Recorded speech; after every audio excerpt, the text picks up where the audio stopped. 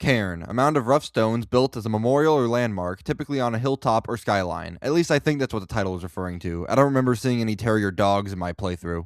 After both returned to Silent Hill and Highguard, I thought I'd take a look at something that actually looked like it might be good. Like Mary Poppins said, a spoonful of sugar helps the medicine go down, though in this case it would be a spoonful of charming indie game helps the generic live service shooter go down. This is the new game from the Game Bakers, which is the same team that made Fury, which is one of the many games still rotting away in my backlog. From what I can tell, Fury was a fast-paced bullet hell action game, so it's ironic that this game is the exact opposite and is a slow-paced game about climbing a mountain. Climbing games have always been prevalent in the games industry. I mean, if we want to get technical, Donkey Kong is a climbing game, but recently the indie scene has been flooded with mountain climbers like Peaks of Yore, White Knuckle, and of course last year's breakout hit, Peak.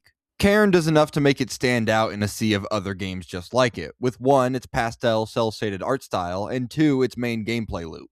The best way I would describe Cairn is a Bennett Foddy game like Getting Over It or QWOP, but the controls are actually working with the player instead of against. In order to climb this game's mountain, you have to move your main character Ava's limbs one at a time, and strategically place them to make sure she has enough grip to keep her from Gwen Stacying at the bottom.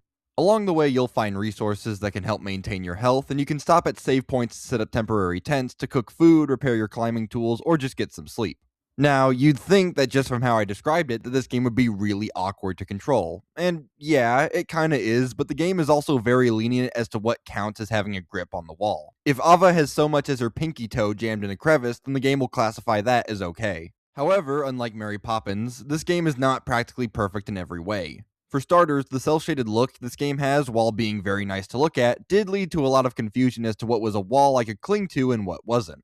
The game also automatically selects which limb Ava will move next based off which one is the most optimal, but oftentimes what the game deemed to be the best limb to move and what limb I actually needed to move were two different things, which led to some pretty frustrating falls. There's also a significant problem the game has with ledges. So many times I would get to the top of a climb, only for Ava to stubbornly not climb up automatically until I basically dragged her up there. There are so many little annoyances that I have with this game that cause me frustration.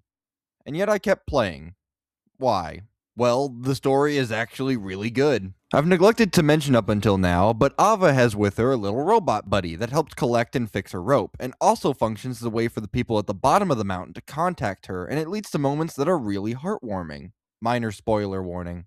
There's one moment that happens early on, and I think it highlights what I mean, where her whole team sings happy birthday to her and she just lays in her sleeping bag smiling. It's such a simple moment, but it's really nice, and there are multiple great character moments throughout the game that made me want to push through the tougher and more annoying moments to get to more of the story. Overall, Cairn is a game that, while not perfect, is something that I'd recommend checking out at some point for just how interesting it is to play and talk about.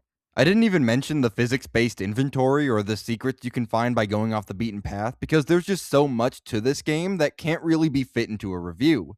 Though they might want to change that title. You might get some dog lovers' hopes up. That's all I got for now. The next review should be a double review of Send Help and Iron Lung, so if you're interested in that, then be sure to like, subscribe, share with your friends, and hit that bell icon to be notified for whenever I make a new video. And if you've played Cairn, then let me know what you thought of it in the comments. Okay. That's it. Bye.